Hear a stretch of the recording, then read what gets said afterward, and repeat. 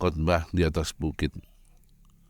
Setiap orang yang marah terhadap saudaranya harus dihukum. Matius 5 ayat 22. Melalui Musa, Tuhan telah mengatakan, janganlah engkau membenci saudaramu di dalam hatimu.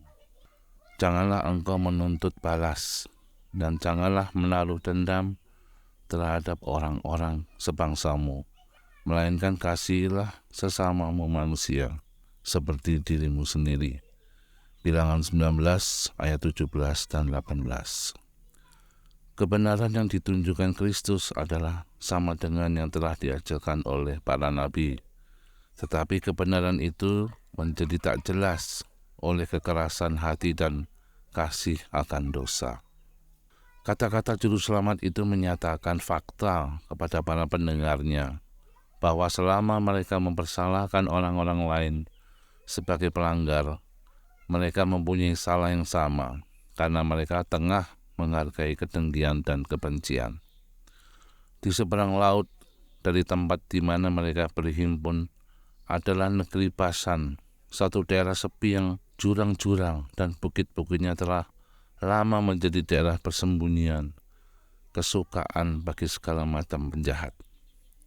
Laporan-laporan perampokan dan pembunuhan yang dilakukan di situ masih segar dalam pikiran orang-orang, dan banyak orang yang rajin memberitahukan para pelaku kejahatan ini. Pada waktu yang sama, mereka sendiri sangat bernafsu dan suka berdebat. Mereka memendam kebencian yang paling getir terhadap bangsa Roma yang menindas mereka dan merasa diri mereka bebas untuk membenci dan menghina semua bangsa lain. Bahkan bangsa mereka sendiri yang di dalam segala hal yang tidak sesuai dengan pikiran mereka. Dalam semua ini, mereka melanggar hukum yang menyatakan jangan membunuh.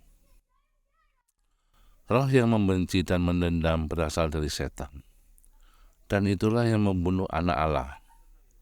Barang siapa menyayangi kedengkian dan ketidakbaikan adalah menyayangi roh yang sama, dan buahnya adalah kematian. Dalam pikiran yang penuh dendam, perbuatan-perbuatan jahat terselubung, bagaikan tumbuhan dalam benih. Setiap orang yang membenci saudaranya adalah seorang pembunuh manusia.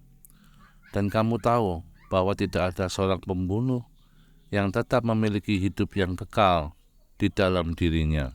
1 Yohanes 3 ayat 15.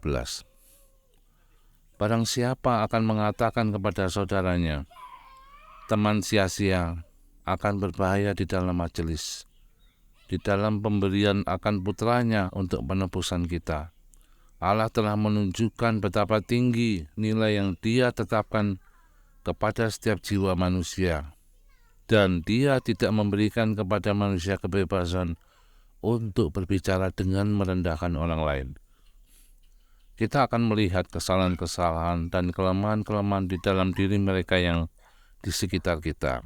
Tetapi Allah menyatakan setiap jiwa sebagai miliknya. Miliknya oleh penciptaan, dan kedua miliknya sebagai yang dibeli oleh darah Kristus yang berharga itu. Semuanya diciptakan dalam gambarnya.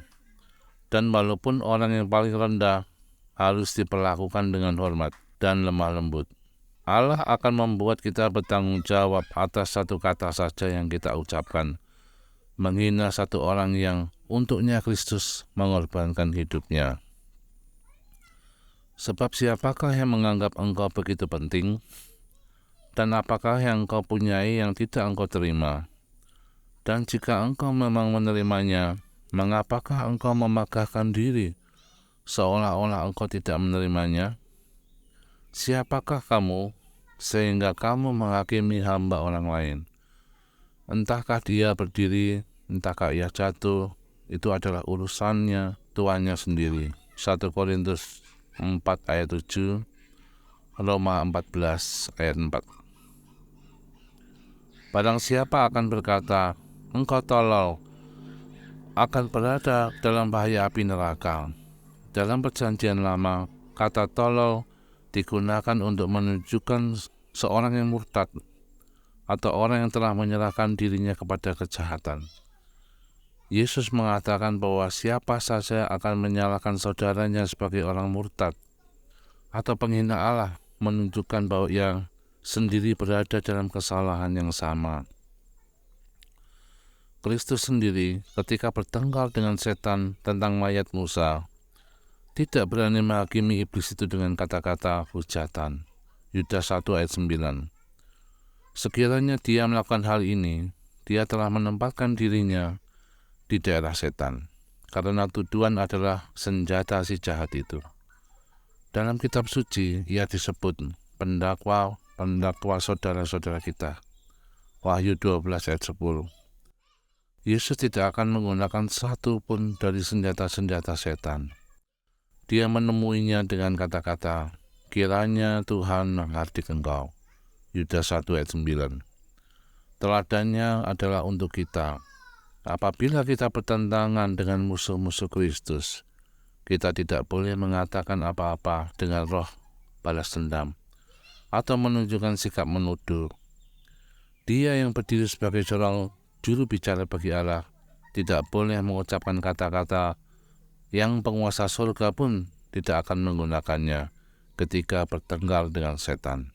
Pekerjaan menghakimi dan menghukum harus kita serahkan kepada Allah. Tuhan memberkati saudara.